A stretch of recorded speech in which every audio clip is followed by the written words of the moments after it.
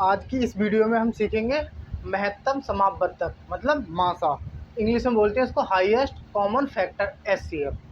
ठीक है, मासा होता क्या है?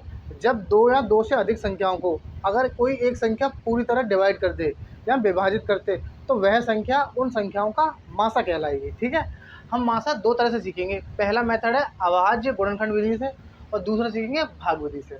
सबसे पहले देखते हैं अभाज्य गुणनखंड विधि से मासा कैसे निकालते हैं। ठीक है,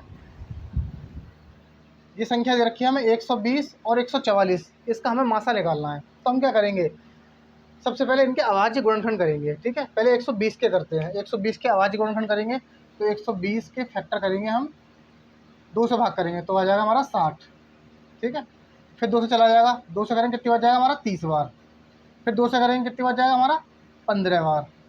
अब 2 से जाएगा नहीं, अब देंगे 3 से। 3 से करेंगे तो कितनी बार जाएगा 5 बार। अब 5 से करेंगे 1 बार।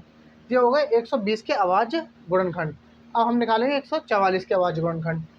144 के निकालेंगे तो 2 से करेंगे इसको डिवाइड। 2 से करेंगे 72 बार चला जाएगा हमारा। फिर 2 से करेंगे 2 3 6 और 1 बचेगा, 2 6 12, 36 बार चला गया। फिर 2 से चला जाएगा, 2 एकम 2, 1 बचेगा, 2 अट्ठे 16। फिर 2 से चला जाएगा, 2 निम 18। अब 2 से नहीं जाएगा, अब जाएगा 3 से, तो 3 तिरका 9 और 3 एकम 3। ये हमने कर लिए इनके अभाज्य गुणनखंड। ठीक है, तो 120 के हमने कर लिए 2 गुणा 2 गुणा 2 गुणा 3 और गुणा 5। कितनी बार 2? 1 2 3, 1 2 बार 1 2 3, 3 बार 2 है और 1 1 बार 1, 5 बार है। ये 120 के हो गए। अब लिखेंगे 144 के। 144 के फैक्टर लिखेंगे हम तो आएगा 2 गुणा 2 गुणा 2 गुणा 2 3 गुणा 3। ये हमने लिख लिया इनके फैक्टर। अब इसको ऐसे लिख सकते हैं, अब 2 कितनी बार आया है तो 3 बार आया है, तो 2 पे 3 की घात। 3 कितनी बार आया है? 1 बार। ऐसी 5 कितनी बार आया है? 1 बार। ठीक है, ऐसे इसको लिखेंगे हम। 2 कितनी बार आया है? 1 2 3 4, 4 बार आया है तो 2 पे 4 की घात। ऐसे 3 पे 2 की घात। ठीक है, 3 पे 2 की घात है, ये हो गया। अब निकालेंगे इसका एचसीएफ। तो एचसीएफ निकालने के लिए क्या करेंगे हम? एचसीएफ लिखेंगे मासा। ठीक है, अब ये 2 इसमें भी आया, 2 इसमें भी आया। एचसीएफ में वो चीज़ देखते हैं जो दोनों में कॉमन आई हो। ठीक है, जो दोनों में सम्मिलित हो, उसी को हम एचसीएफ बोलते हैं। ठीक है, अब ये 2 है, ये 2 यहाँ पे 3 बार आया है, यहाँ पे 4 बार आया है। तो हम क्या करेंगे, जो छोटी संख्या होती है उसको लेते हैं। 2 को 3 बार लिख लेंगे हम, 2 3 बार, क्योंकि 2 का 3 बार यहाँ से भी कॉमन मिल जाएगा और 2 3 बार यहाँ से भी कॉमन मिल जाएगा। ऐसे 3 3 यहाँ पे 1 बार आया है, यहाँ पे कितनी बार आया है? 2 बार आया है, तो 1 बार लेंगे, 1 बार ले लिया। और 5 यहाँ पे है, यहाँ पे है ही नहीं है, तो 5 को नहीं लेंगे क्योंकि हमें लेने कॉमन चीज़ है। ठीक है, अब इसको लिख लेंगे हम। 2 कितनी बार आया? 3 बार, तो 2 गुणा 2 गुणा 2 और 3 कितनी बार आया? 1 बार। इन सब का कर लेंगे हम गुणा। 2 दूनी 4, 4 दूनी 8 और 8 तिया 24। तो इस सवाल का एचसीएफ आएगा 24। ठीक है, 24 एक वह संख्या निकल के आएगी जो इसको भी डिवाइड कर देगी और इसको भी डिवाइड कर देगी। ठीक है, तो इस तरह से हम निकाल सकते हैं अभाज्य गुणनखंड विधि से मासा। अब देखते हैं भाग विधि। भाग विधि से मासा कैसे निकालते हैं? तो हम जैसे डिवाइड करते हैं ना, वैसे हमें करना है। छोटी संख्या का बड़ी संख्या में डिवाइड करेंगे। ठीक है, तो 35 का हम 95 में डिवाइड कर देंगे। तो जहाँ 35 है, 35 का हमें 95 में क्या करना है? भाग करना है। तो लिखेंगे, भाग देंगे पहले 95 का। हमें स्टेप बाय स्टेप देखते जाना है कैसे लिखना है। ठीक है, तो हम 35 का पहाड़ा पढ़ेंगे। 35 से कम 35, 35 दूनी 70 और 35 थी 105 होते हैं, 105 ज़्यादा हो गया तो हम क्या करेंगे? 35 दूनी 70, 2 यहाँ लिखेंगे और 35 दूनी 70 यहाँ लिख देंगे। ठीक है, ऐसे तो भाग करते हैं। अब इनको क्या करते हैं? घटा देते हैं। तो 5 में से 0 कम करेंगे तो 5 बचेगा और 9 में से 7 कम करेंगे तो कितने बचेगा? 2। अब भाग में क्या करते थे, यहाँ पे हम शेषफल लिख देते हैं, रिमाइंडर। लेकिन यहाँ पे अब तो कोई संख्या है नहीं, तो जो दूसरा स्टेप है यहाँ से शुरू कर देंगे हम। ठीक है, अब 25 को तो हम ऐसे लिख के, अब यहाँ पे ध्यान रखना है यहाँ पे कौन संख्या आएगी कि 25 का डिवाइड करना है हमें, किस में करना है? तो जिस संख्या से हमने भाग दिया था 35, हमको यहाँ पे वही लिखनी है, तो 35 लिखेंगे।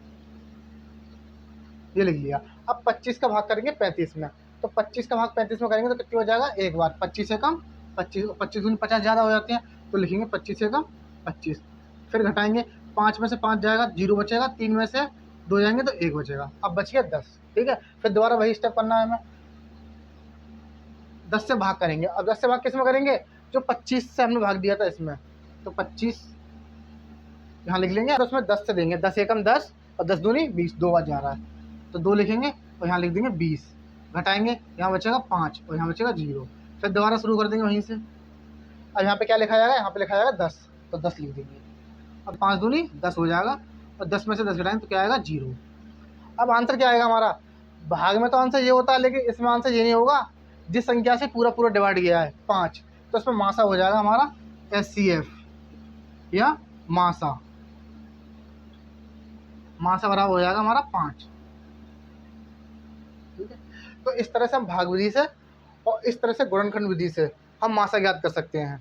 उत्तम समापवर्त मतलब लासा, लासा को इंग्लिश में बोलते हैं लोएस्ट कॉमन मल्टीपल्स, LCM। ठीक है, अब लासा क्या होता है, लासा वह होता है जब दो या दो से अधिक संख्याएं किसी अन्य संख्या को पूरी तरह डिवाइड कर दे, तो वह संख्या उन तीनों संख्याओं की लासा या LCM कहलाती है। ठीक है, अब इसको करते कैसे, हम दो तरीके से देखेंगे। पहला देखेंगे अभाज्य गुणनखंड विधि से लासा निकालना, और देखेंगे भाग विधि से लासा निकालना। ठीक है, तो सबसे पहले हम करते हैं अभाज्य गुणनखंड विधि से लासा। तो हमें दे रखी है संख्या 16, 32 और 64, इन सबका हमें लासा निकालना है। क्या निकालना है, लासा।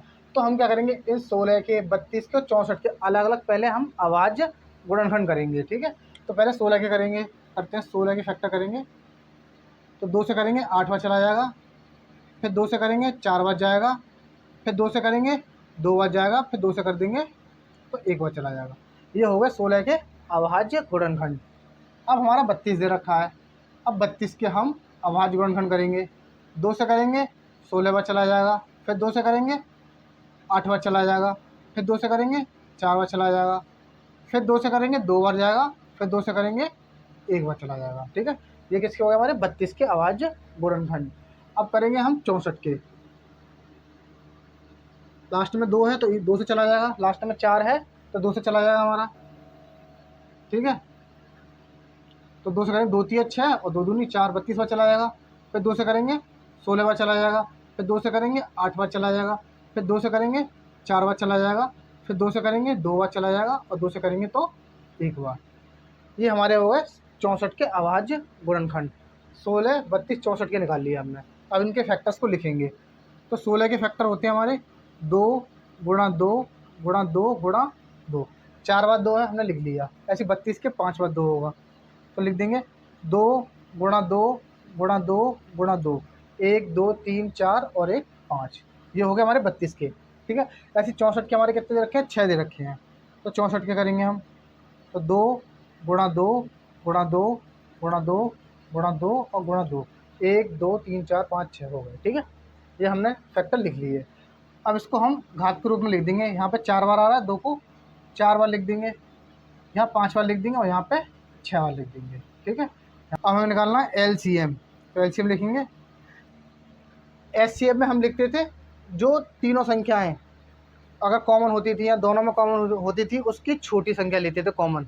अब LCM में क्या करेंगे हम, इन तीनों में 2 2 2 आ रहा है तीनों में। ठीक है, तो इसमें जो सबसे बड़ा 2 है उसको लिखेंगे हम। ठीक है, अब इसमें 4 है या 5 है 6, तो 6 ये तीनों में सबसे बड़ा है, तो इसको लिख देंगे हम। LCM हमारा कितना है, 2 की घात 6, और इसको लिख सकते हैं हम 2 को 6 बार, 2 गुणा 2 गुणा 2 गुणा 2 गुणा 2 गुणा 2, 6 बार हो गया। इन सबका गुणा करेंगे तो कितना आएगा, 64।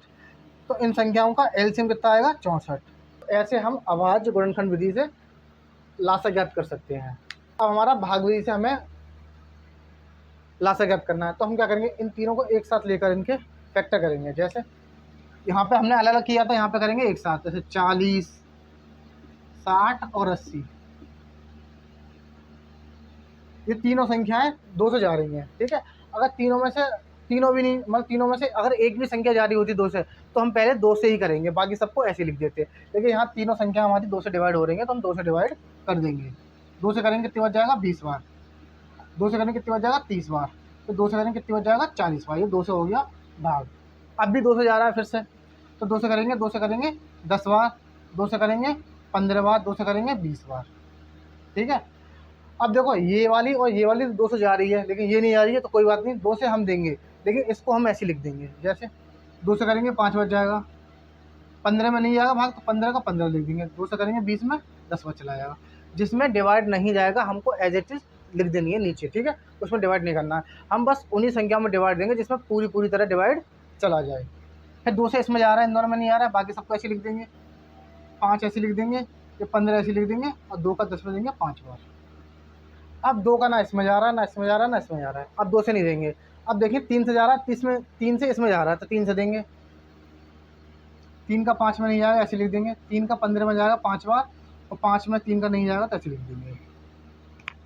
अब 5 से जा रहा है, तो 5 से जा रहा है तो लिखेंगे 5 एकम 5, 5 एकम 5, 5 एकम 5। ये एक आ गया, हमारा हो गया ये खत्म। अब इन जो फैक्टर आए हैं इनका हमें करना है मल्टीप्लाई। तो लिखेंगे एलसीएम बराबर 2 गुणा 2 गुणा 2, 4 बार है तो 2 को 4 बार लिख देंगे। एक बार 3 है और एक बार 5 है। अब इन सबका हमें करना है गुणा, और गुणा करने के बाद हमारा आ जाएगा एलसीएम।